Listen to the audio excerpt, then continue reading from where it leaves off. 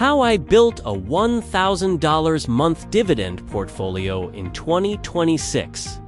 What if your investments paid you $1,000 every single month without selling a single share? Not from trading, not from crypto hype, not from timing the market, but from owning high-quality dividend-paying assets. In this video, I'm breaking down exactly how I built a $1,000 per month dividend portfolio in 2026, including how much I invested, what I bought, and the strategy I used to make it sustainable. Let's get into it. First, let's talk numbers. $1,000 per month equals $12,000 per year in dividend income. Now, here's the key question. How much money do you need invested to generate $12,000 per year? That depends on your average dividend yield. If your portfolio yields 4%, you'd need about $300,000 invested.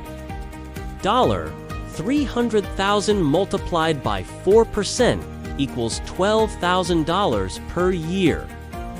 That's the math I built my strategy around, targeting a safe 3.5 to 4.5% blended yield. Not too risky, not too low. I didn't just chase the highest yield stocks. That's how people get burned.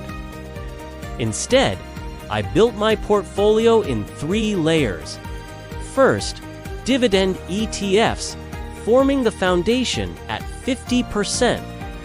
The core of my portfolio is diversified ETFs from companies like Vanguard and BlackRock. These funds hold hundreds of dividend-paying companies. Why?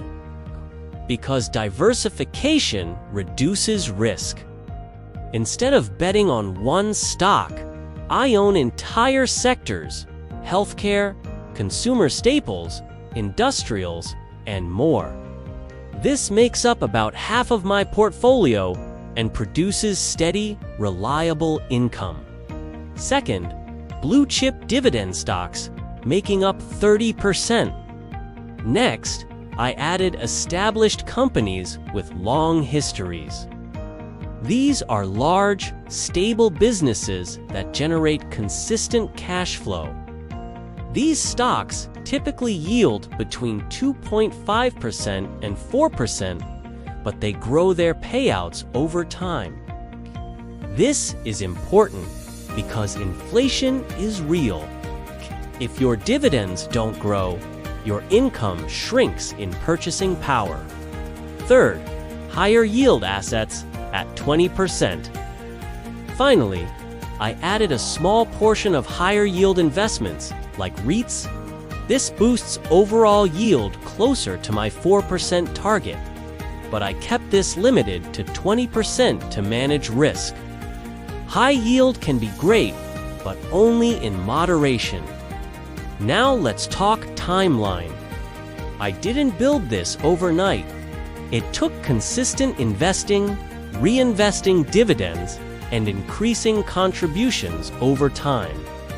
The biggest accelerator: dividend reinvestment. Instead of spending my early dividends, I reinvested everything.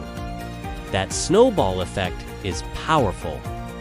Dividends buying more shares, which pay more dividends, which buy more shares. That's how the income compounds.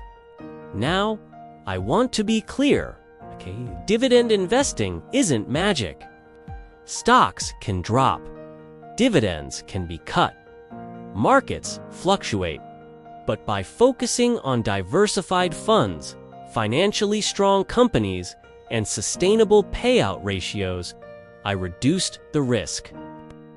This isn't about getting rich fast. It's about building predictable cash flow over time.